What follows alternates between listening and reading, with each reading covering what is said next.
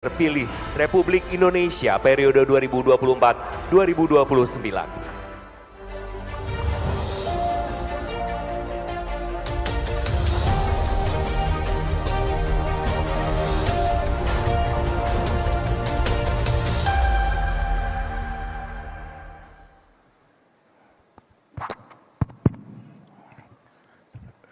Bismillahirrahmanirrahim.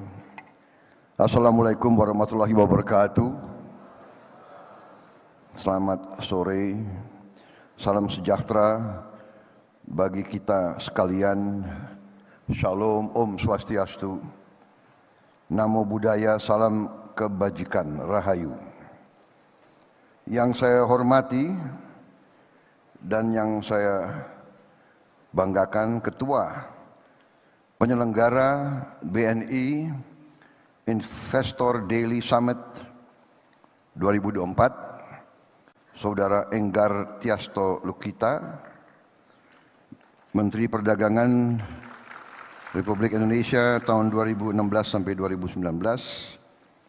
Yang saya hormati dan saya banggakan, Ketua Dewan Pertimbangan Presiden Republik Indonesia Jenderal TNI Purnawirawan Wiranto, Wakil Ketua Majelis Permusyawaratan Rakyat Bapak Edi Suparno, Wakil Ketua BPK Bapak Hendra Susanto, beserta anggota BPK, anggota 1 BPK Bapak Nyoman Adi yang saya hormati, Menteri BUMN Bapak Erick Thohir yang saya hormati. Sebetulnya lebih muda dari saya, jadi nggak usah Bapak gitu, Dimas atau apa itu. Menteri Hukum dan HAM Saudara Supratman Andi Aktas, Menteri ATR BPN Saudara Agus Harimurti Yudhoyono,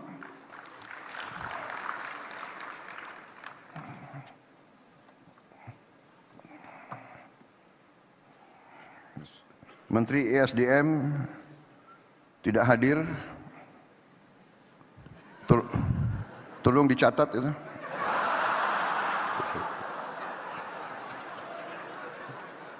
Menteri Investasi Saudara Rosan Roslani tidak hadir. Catat lagi tuh. Gimana tim sukses nggak hadir ini?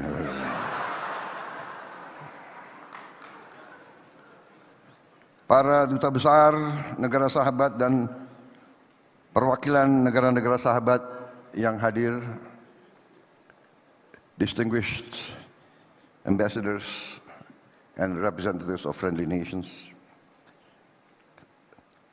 Saudara Dirut Bank Negara Indonesia, Saudara Royke Tumilar,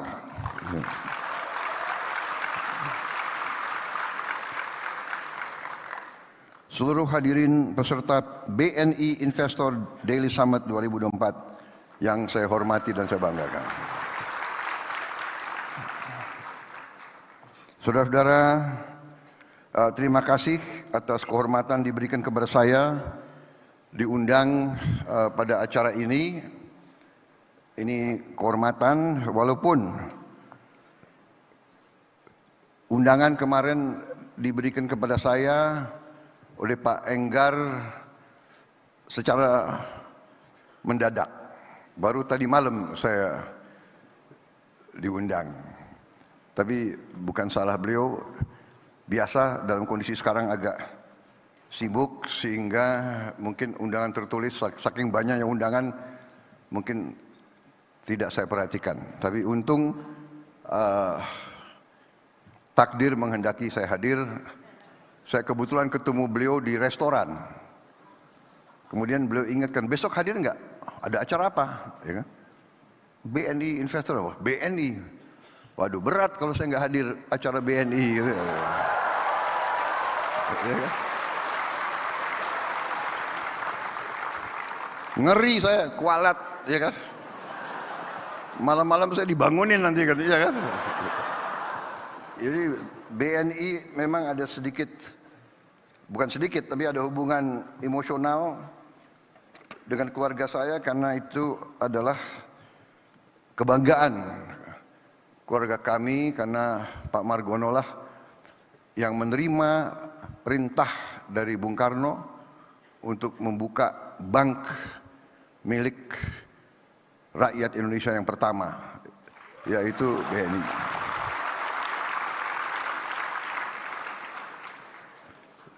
Jadi perintah Bung Karno, perintah Bung Hatta, Pak Margono lah yang mendirikan. Dan juga dalam kisah keluarga, waktu Belanda menyerang Jogja tahun 48, Pak Margono ditangkap oleh Belanda di kantor BNI di Jogja waktu itu. Jadi begitu beliau ngomong ada acara BNI, walaupun saya nggak ngerti apa acaranya, ya kan? Ya kan? Ya udah, hadir aja saya, ya kan? Dan sebagaimana saya bisa antisipasi,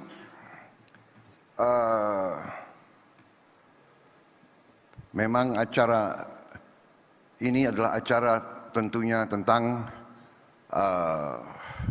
ekonomi. BNI dengan mitra-mitranya, para investor, para pelaku ekonomi, apalagi ada Pak Enggar di situ, ya, sehingga saya diminta sedikit memberi pemikiran atau visi saya ke depan.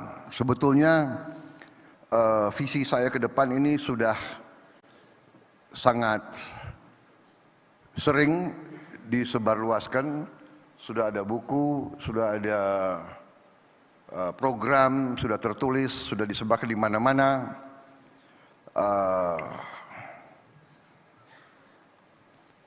Dan saya kira saudara-saudara sudah banyak mengikuti, tapi kalau saudara-saudara ingin suatu konfirmasi atau suatu rekonfirmasi atau katakanlah suatu penjelasan lagi, dengan sangat gembira saya akan menggariskan secara garis besar saja, tidak terlalu detail. Saya yakin saudara di ujung hari ini begitu banyak mendengarkan pembicaraan, sudah cukup lelah, ya kan? Kita mengerti bahwa pelajaran psikologi, orang mendengarkan itu sebetulnya cukup berat. Kemampuan orang menerima keterangan itu katanya terbatas. Span of attention kurang lebih 40 menit. Kemudian daya serap manusia untuk menerima keterangan baru maksimal 7-8. Karena itu saya batasi pembicaraan saya, ya. Saya harap tidak terlalu lama. Tapi saya mohon izin saya minum kopi dulu. Saya bisa jadi brand ambassador kopi Indonesia. Ya.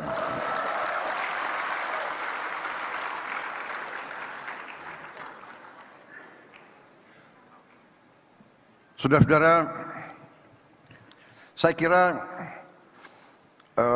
apa yang terjadi sekarang ini saya rasakan dan saya kira dirasakan oleh banyak pihak adalah suatu transisi yang bisa dikatakan transisi sangat lancar, sangat mudah. Saya sebagai presiden terpilih merasa bahwa saya adalah bagian dari tim Pak Joko Widodo. Saya memimpin koalisi. Koalisi itu kita bahkan menamakan koalisi itu Koalisi Indonesia Maju. Dan koalisi itu terdiri dari partai-partai yang memang ikut serta dalam timnya Pak Jokowi. Walaupun saya gabung sama Pak Jokowi baru bagian kedua. Jadi kalau dalam sepak bola saya masuk lapangan itu baru babak kedua, second half. Jadi biasanya second half masuk di saat-saat kritis begitu. Ya. Saudara-saudara, dengan demikian, ya kan, saya tidak akan banyak ulangi bahwa saya pernah rival, tapi saya bergabung, ternyata nilai-nilai kita sama. Dan sekarang saya dalam transisi ini merasa sangat dibantu, sangat didukung oleh Pak Jokowi dan timnya. Bahkan dalam saya menyusun kabinet, kok saya melihat banyak juga ya menteri-menteri yang akan datang, ya banyak juga yang berada di kabinet yang sekarang begitu. Bukan apa-apa, tetapi saya lihat adalah begini. Pada ujungnya, setiap penerima mandat dari rakyat memikul tugas dan tanggung jawab yang tidak ringan. Dan karena itu, sama kalau kita mau menyusun dan memilih tim sepak bola, tim nasional sepak bola, yang dicari adalah pemain-pemain yang terbaik. Kita tidak memikirkan orang tuanya siapa, agamanya apa, sukunya apa, rasnya apa, dia mampu atau tidak, dia bisa atau tidak, dia berjuang atau tidak, mampu nggak dia deliver, mampu nggak dia berbuat yang terbaik untuk bangsa dan rakyat. Nah, itu yang kita cari. Dan Pak Jokowi demikian, mencari yang terbaik, saya pun demikian.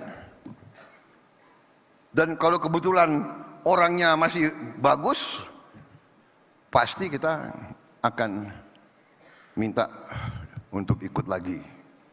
Dan saudara-saudara, untuk masuk ke pemerintahan di Indonesia itu menuntut pengorbanan. Karena itu saya kira satu, transisi baik. Kedua, kita dalam rangka pembangunan suatu bangsa, kita sadar bahwa pembangunan suatu bangsa, transformasi suatu bangsa dari bangsa katakanlah tingkat menengah, dari bangsa yang keluar dari penjajahan, keluar dari 20 tahun perang terus-menerus, RMS, DITII, Angkatan Perang Ratu Adil, peristiwa-peristiwa, PRRI, Permesa, terus-menerus. Tanpa henti dari 45 sampai 65, sampai 68, sampai 69. Separatis di sini, separatis. Kita sekarang adalah negara yang masih utuh, negara dengan ekonomi ke-16 di dunia, negara dengan tingkat inflasi salah satu yang terendah di dunia, negara dengan pertumbuhan yang masih cukup baik dibandingkan dengan negara-negara lain, suatu negara yang keluar dari krisis COVID, salah satu yang tercepat dan dinilai salah satu yang terbaik keluarnya dari peristiwa COVID. Kita sering kurang bersyukur kurang terima kasih, kurang menghargai apa yang kita capai sendiri. Ini kita harus koreksi diri kita sendiri. Kalau kita lihat negara-negara lain, rasio hutang terhadap GDP mereka sesudah COVID naik belasan bahkan puluhan persen. Negara-negara hebat seperti Perancis, debt to GDP ratio-nya loncat. Sekarang berada di 110%. Nggak tahu kapan mereka akan bayar hutang mereka itu.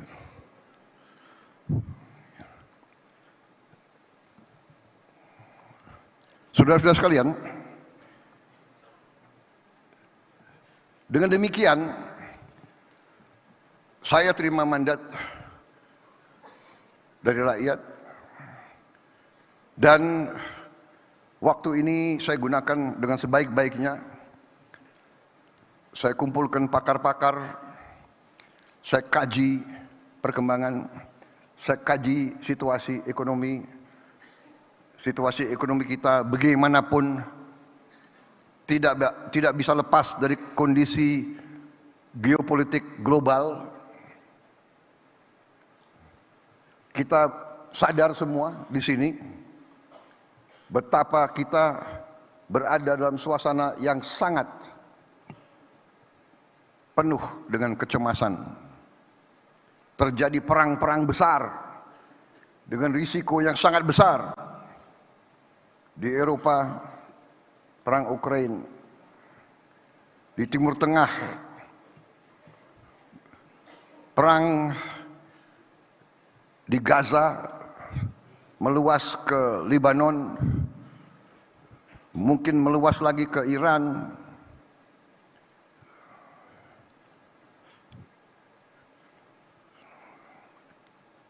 Di mana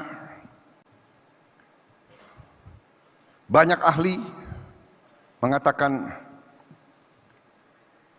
kita berada di saat-saat yang penuh ketegangan. Kalau tidak hati-hati, sudah berapa negara besar saling mengancam akan gunakan bom nuklir. Saudara-saudara sekalian, di kawasan kita pun ketegangan, di Taiwan ketegangan antara Cina dan Jepang, ketegangan di Laut Cina Selatan.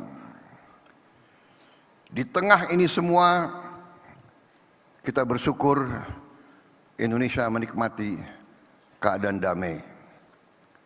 Keadaan damai ini tidak mudah. Tidak mudah. Tidak mungkin ada perdamaian tanpa persatuan. Saya baru dapat pelajaran, unity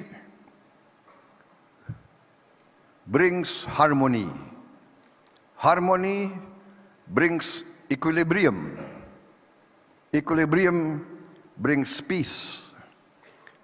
Only with peace we can have prosperity. Ini pelajaran dari sejarah.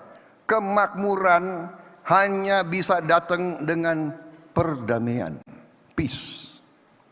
Karena itu, setiap pemimpin politik, pemimpin kemasyarakatan selalu harus berpikir langkah-langkahnya, kebijakan-kebijakannya, pendekatan-pendekatannya harus ke arah mencapai dan memelihara kondisi perdamaian, memelihara stabilitas. Untuk itu dibutuhkan kearifan, wisdom. Untuk itu dibutuhkan semangat, kebersamaan. Untuk itu perlu semangat kolaborasi, semangat ingin bekerja sama.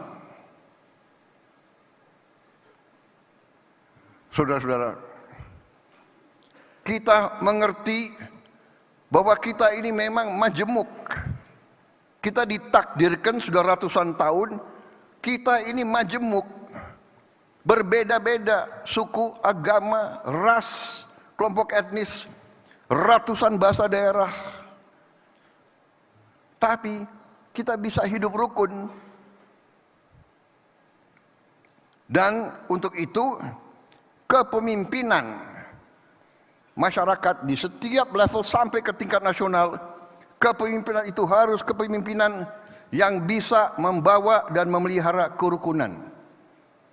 Dan untuk itu saya mengambil sikap ingin menjunjung tinggi persatuan, ingin merangkul semua kekuatan, ingin membentuk suatu kolaborasi, suatu kerukunan.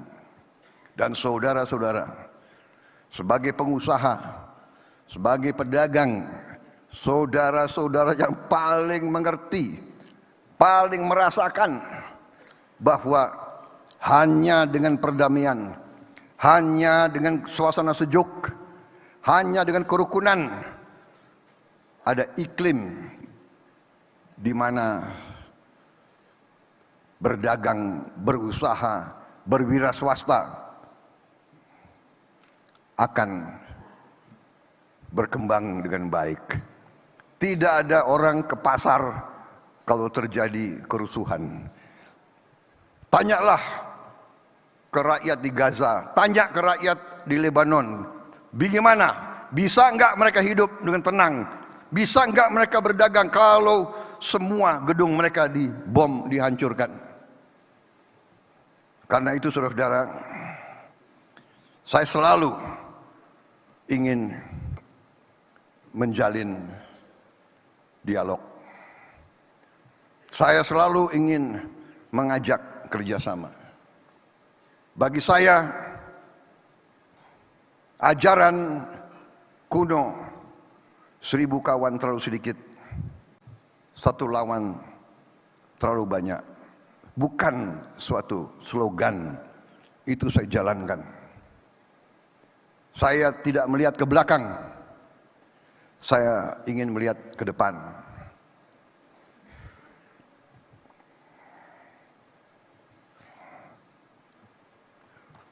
Bagi saya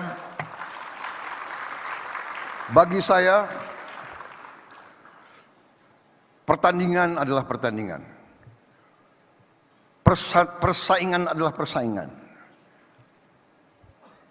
Ibarat kita di Olimpiade bertanding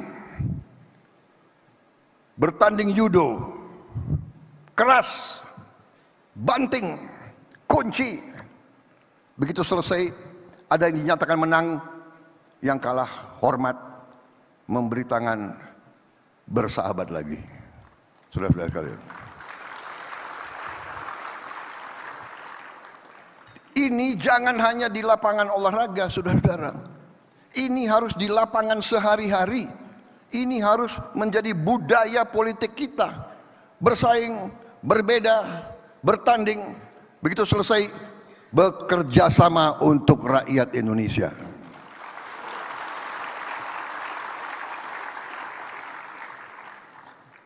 Itu keyakinan saya, dan karena itu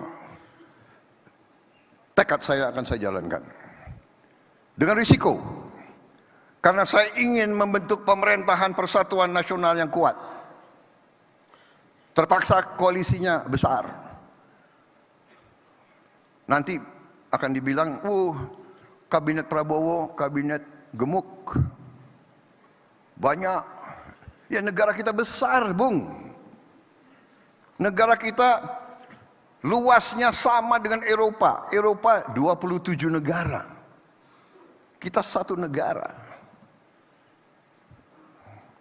Sebagai contoh, Timor Leste, negaranya itu jumlah penduduknya 1,3 juta kalau tidak salah. 1,3 juta. Lebih kecil dari Bogor, Kabupaten Bogor. Kabinetnya, menterinya tahu nggak berapa? 28 menteri. Kenapa? Karena dia koalisi juga. Kalau kita negara otoriter, ya kan, hanya satu partai, ya bisa jalankan negara ini hanya dengan 20 menteri, 24 menteri. Tapi saya harus merangkul semua kelompok, harus ada perwakilan. Harus ada perwakilan dari Indonesia Timur, Indonesia Barat, Indonesia Tengah, dari suku A, suku B. Harus ini Indonesia.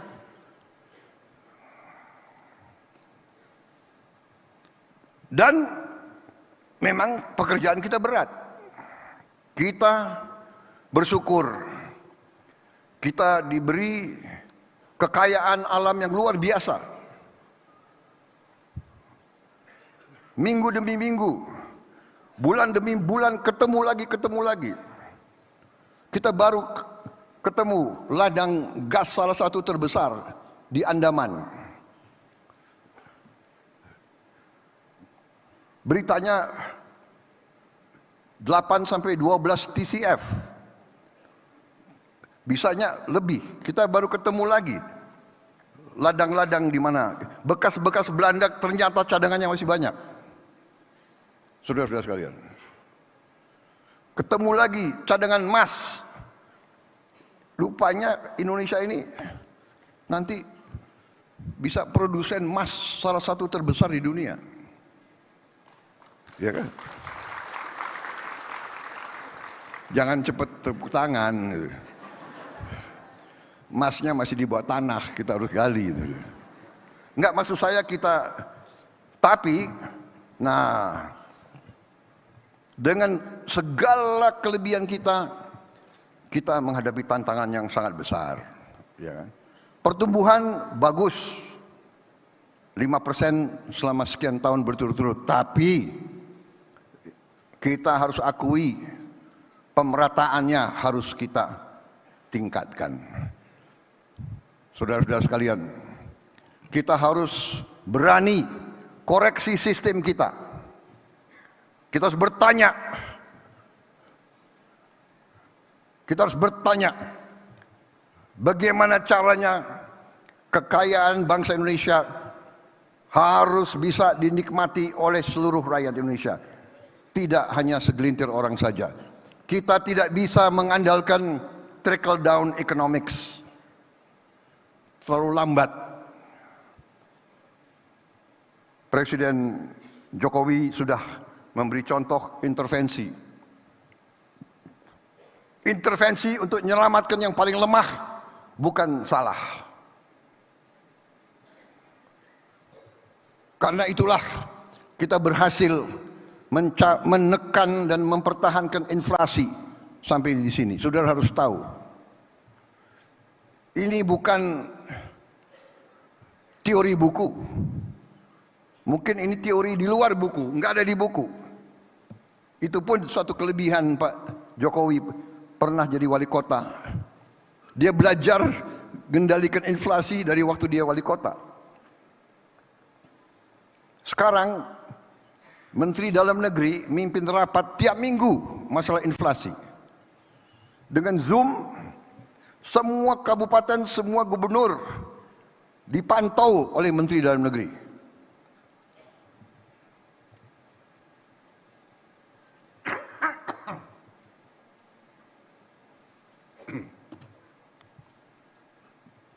Mungkin satu-satunya negara di dunia Menteri Dalam Negeri rapat tiap minggu dengan bupati, wali kota, gubernur mengecek harga sembako. Di mana ada kelebihan, di mana ada kekurangan. Ini harus kita akui. Ekonomi bukan hit and run, bukan bukan sesuatu yang kita serahkan kepada keberuntungan. Ini adalah manajemen yang prudent, manajemen yang teliti, manajemen yang hati-hati. Saudara-saudara, kita harus berani koreksi diri. Sistem kita masih terlalu banyak kebocoran. Korupsi harus kita hadapi dengan berani. Untuk itu kita harus menghadapinya dengan sistem integralistik. Sistem menyeluruh.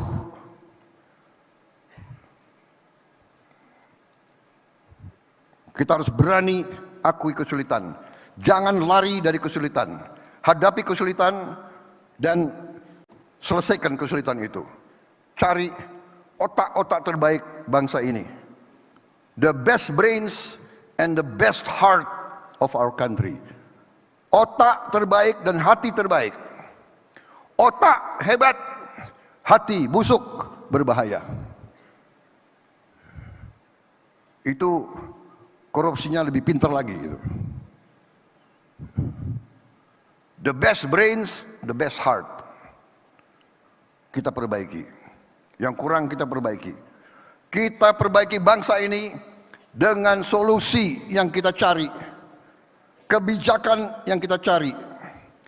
Ada stunting, ada kelaparan, apa tindakan kita? Tidak usah lagi apa itu FGD apa itu? Fokus apa? Focus group discussion.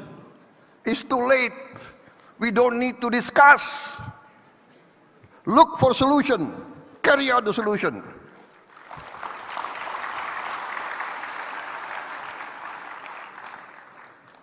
Saudara-saudara, kita berani hadapi, harus berani. Kita tidak bisa boleh lagi membiarkan anak-anak Indonesia tidak makan pagi. Saudara-saudara, salah satu, Anda tanya visi, sudah ada. Saya dari dulu bertekad ada beberapa hal fundamental.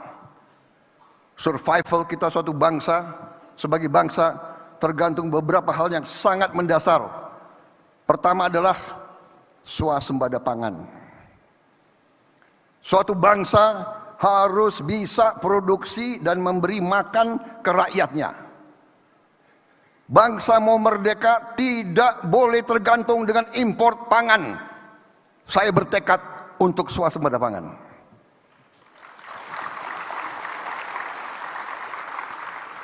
Saya yakin saya benar. Sejarah membuktikan bahwa sikap saya benar. Dari sejak awal saya ingatkan, kalau kita tergantung import, kalau terjadi krisis, bagaimana? Ternyata terjadi krisis COVID. Negara-negara eksportir pangan hentikan ekspornya. India, Vietnam, Thailand, Kamboja. Saudara-saudara, tidak ada pilihan. Kita harus swasembada pangan, dan saya yakin dan percaya kita akan swasembada pangan paling lambat 4 tahun setelah saya menerima mandat 20 Oktober.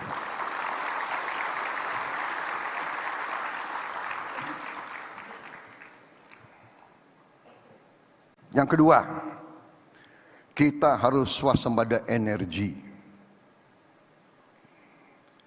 Kita tidak bisa lagi tergantung import bahan bakar. Kalau terjadi krisis, sama lagi.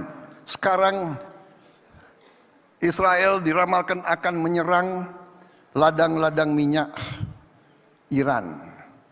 Iran mengatakan kalau ladang minyak dan gas mereka diserang, mereka akan balas menyerang ladang-ladang minyak gas sekutu-sekutu Amerika. Berarti Arab Saudi, Kuwait, Qatar, Bahrain ini sekutu Amerika semua. Karena Amerika dianggap mendukung Israel, Iran kalau diserang yang dibalas sekutu-sekutu Amerika. Kita bisa bayangkan harga minyak berapa? Kita bersyukur lagi, Tuhan Maha Besar sangat cinta sama rakyat Indonesia. Saudara-saudara, sekarang ada teknologi, kita bisa bikin solar dari kelapa sawit.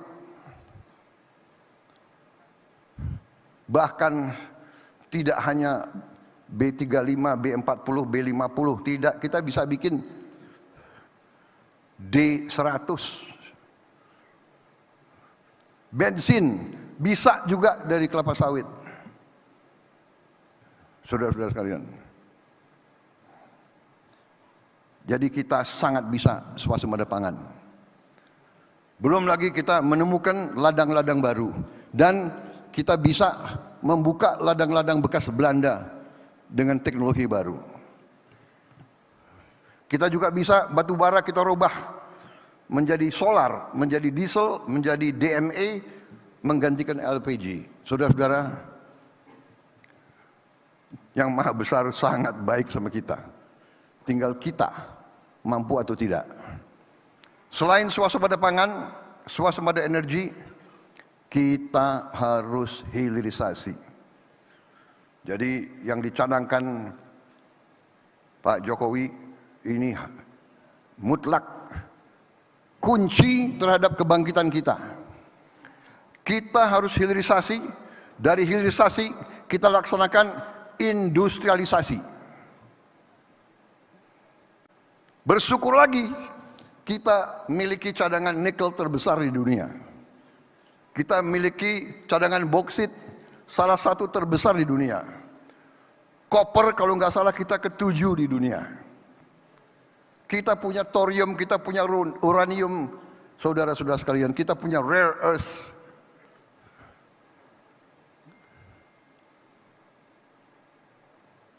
Ada pihak-pihak yang selalu entah pesimistis atau memang sengaja tidak suka kalau Indonesia bangkit. Ya. Jadi saudara-saudara, dari itu semua, swasembada pangan, swasembada energi, hilirisasi, salah satu tugas di depan kita adalah menyelamatkan anak-anak kita. Kita akan beri makan bergizi kepada semua anak-anak kita dan ibu-ibu yang sedang hamil. Dan ini sudah kita pelajari, sudah siap, akan kita lancarkan, dan sekarang sudah ratusan uji coba, sudah ratusan titik uji coba. Dan alhamdulillah uji cobanya sebagian besar sukses. Dan alhamdulillah sekarang inisiatif, ada perusahaan saya akan beri di daerah saya akan beri ke karyawan saya akan beri anak-anak karyawan saya. Ada kepala daerah, saya akan pakai APBD untuk sebagian. Silakan. Mari kita masing-masing berbuat untuk menyelamatkan masa depan anak-anak kita. Jadi saudara-saudara, kalau saya rangkum, produksi pangan, produksi energi, hilirisasi. Hilirisasi untuk nilai tambah, hilirisasi untuk lapangan kerja, hilirisasi untuk menyelamatkan devisa kita.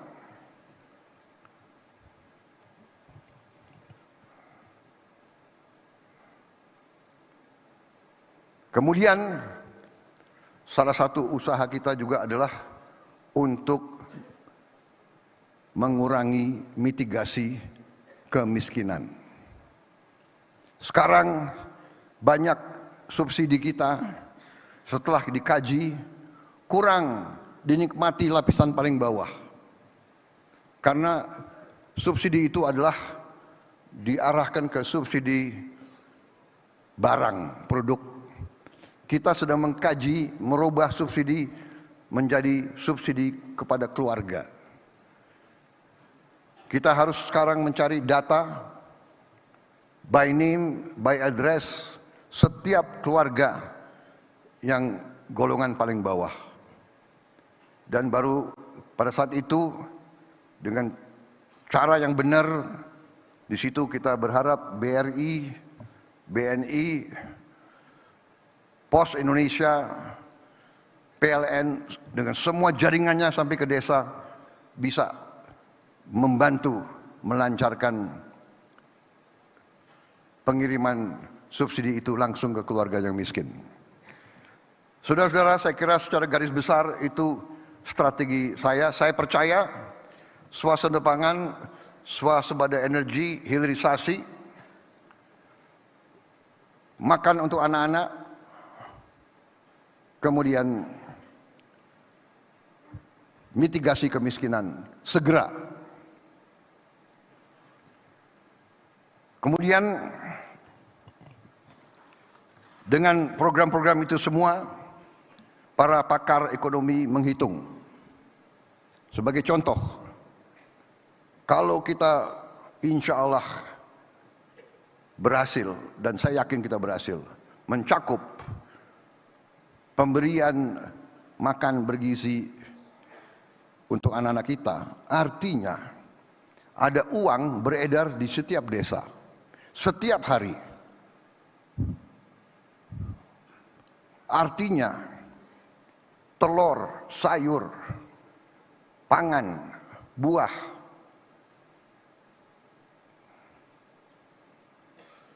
ada pasar terjamin. Istilah perdagangannya apa? Pasar yang terjamin, ya. Gimana istilah bisnisnya apa itu? Market, captive market. Captive market, semua produksi di desa kecamatan akan terserap. Kemarin kita dengar di Kabupaten A kelebihan telur. Kita dengar panen di Jawa Barat, mangga yang terbagus tidak bisa dijual karena nggak ada kendaraan mengangkatnya dari desa itu. Di satu desa, di satu kabupaten, cabai harganya tak terkendali. Di satu desa, cabai tidak bisa terbeli. Dan sebagainya, dan sebagainya. Sekarang kita sangat optimis bahwa apa yang dihasilkan semua petani kita di seluruh kecamatan sudah ada captive market. Sudah ada pasarnya. Terjamin, mereka tahu produksi telur mereka akan dibeli, mereka tahu timun mereka akan dibeli, tomat mereka akan dibeli, cabai mereka akan dibeli, sayur mereka akan dibeli, ikan lelenya akan dibeli, ikan nilanya akan dibeli. Saudara-saudara, jadi saya memang sering diejek, ya kan, Prabowo apa ini 8% pertumbuhan, ya kan, kita dinyinyir, ya nggak apa-apa. Saudara-saudara, saya belajar dari Bung Karno, proklamator. Beliau pernah mengatakan, gantungkanlah cita-citamu setinggi langit. Kalau kau tidak sampai langit, minimal kau jatuh di antara bintang-bintang. Saudara-saudara, saya canangkan 8%. Kalau nggak sampai 8%, ya 7,5. Kalau nggak sampai 7,5, ya 7. Ya kan? Kalau kita puas, kita canangkan 6%, nanti 5,3, ya sudahlah. Ya kan?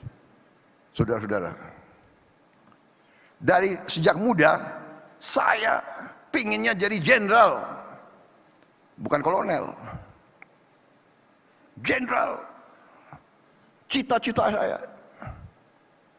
Tapi tidak duduk di bawah pohon, saya minta bintang jatuh ke saya, enggak. Saya bekerja.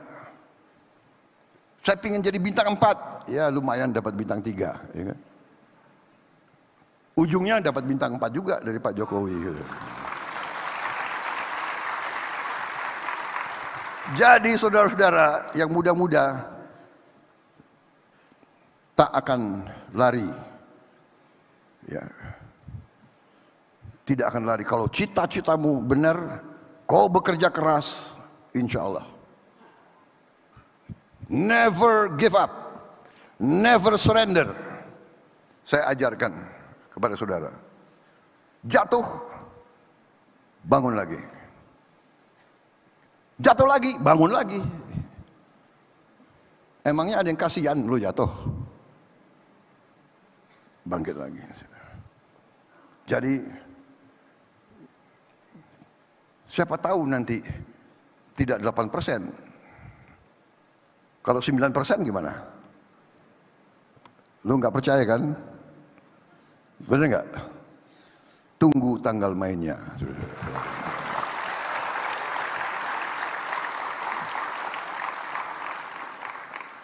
Saya optimis. Semakin saya belajar, semakin saya dikaji, saya optimis. Saya ingat seorang tokoh terkenal dari Amerika Serikat, Franklin Delano Roosevelt. Dia mengatakan, the only fear that we have to fear is fear itself. Ketakutan yang harus kita waspadai, ya ketakutan itu. The only thing we have to fear is fear itself. Jangan takut. Tidak ada keberhasilan tanpa keberanian. Bangsa Indonesia bangsa yang berani.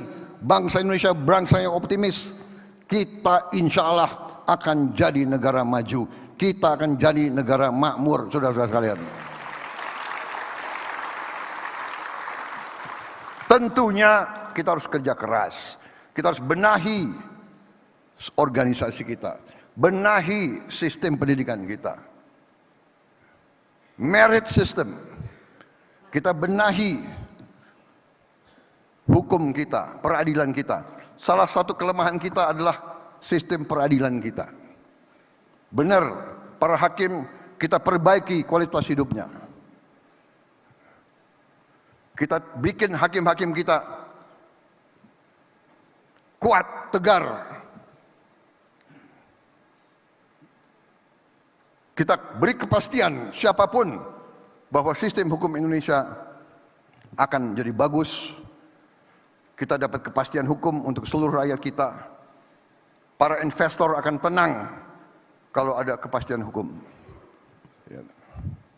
Saya kira saudara-saudara sekalian, secara garis besar itu yang ingin saya sampaikan. Kekayaan kita banyak, aset-aset negara besar. Sudah saya hitung, kalau kita konsolidasikan semua kekayaan kita dalam manajemen yang baik, mungkin kaget, jangankan orang lain, kita juga kaget betapa kayanya kita. Kuncinya kita harus menjaga kekayaan kita. Kita harus mengurus kekayaan kita. Kita harus dengan prudent, dengan arif. Makanya BUMN, bank-bank, ingat BNI, Bank Perjuangan, semua himbara, uang yang saudara kelola adalah uang rakyat Indonesia. Setiap sen, setiap kredit harus dipertanggungjawabkan.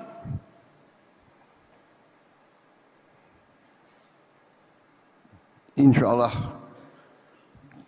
kita akan berhasil. Wassalamualaikum warahmatullahi wabarakatuh. Salam sejahtera bagi kita sekalian. Shalom, Om, Santi, Santi, Santi, Om. Namo Buddhaya, Rahayu, Rahayu. Terima kasih. Mohon maaf kalau ada kata-kata saya yang kurang berkenan. Itu yang saya rasakan, itu yang saya yakini. insya Allah kita akan bersama-sama mencapai kehebatan-kehebatan untuk bangsa dan rakyat kita. Terima kasih, selamat sore, selesai.